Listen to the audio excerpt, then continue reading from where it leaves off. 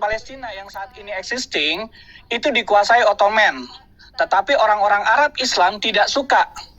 Mereka beraliansi kepada Yahudi dan Prancis untuk mengusir Ottoman. Dengan janji manis Prancis dan Yahudi bahwa wilayah itu akan diberikan kepada orang Israel dan orang orang Palestina.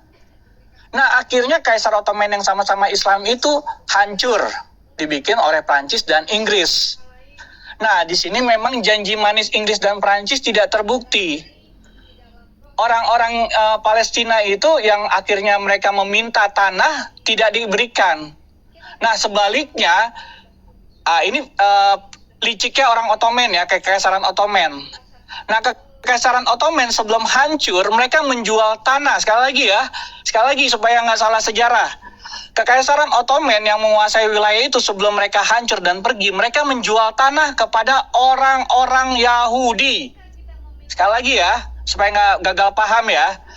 Ketika Kekaisaran Ottoman mau hancur, mereka menjual tanah ke orang-orang Yahudi.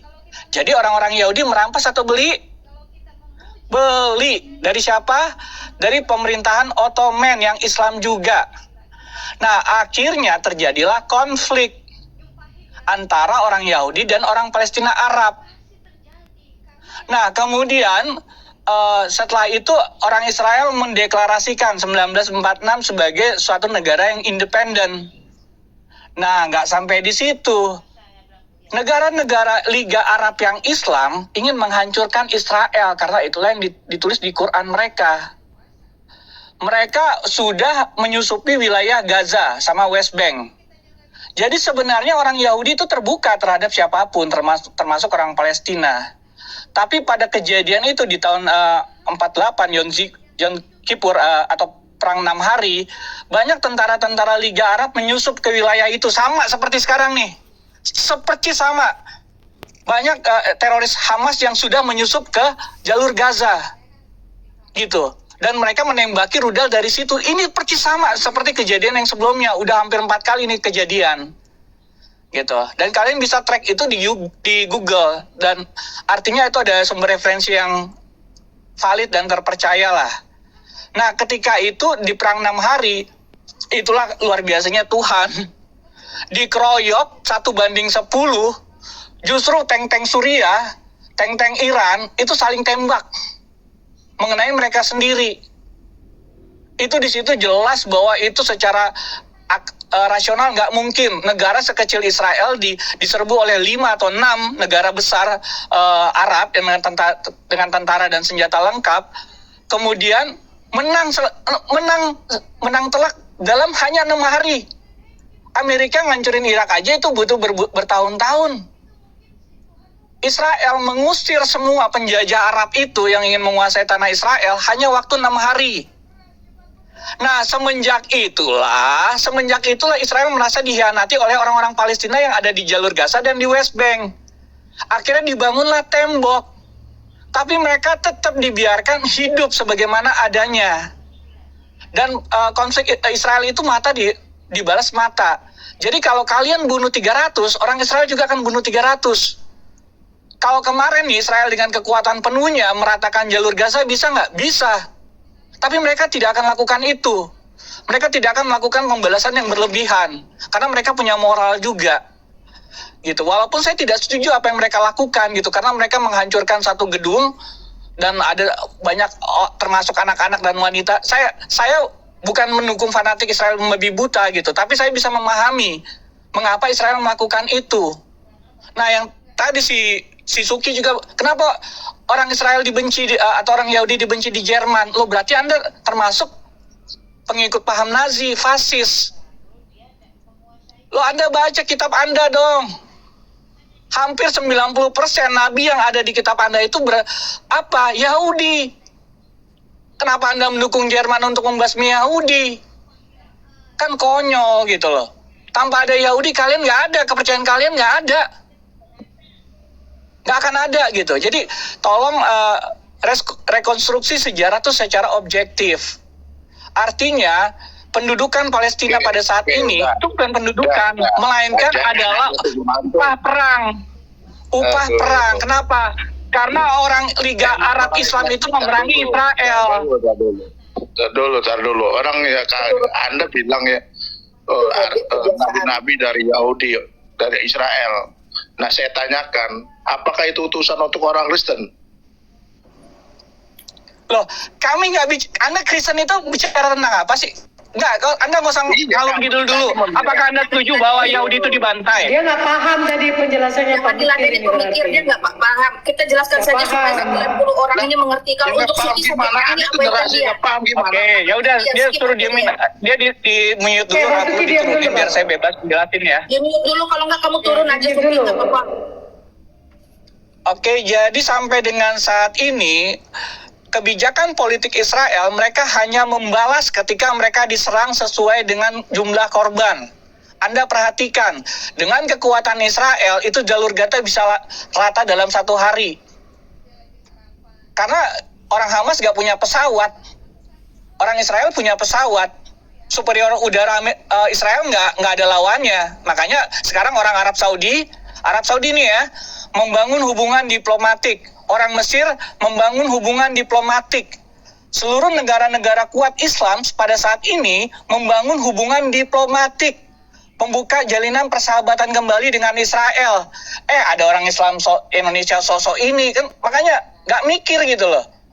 Kalian tuh nggak mikir.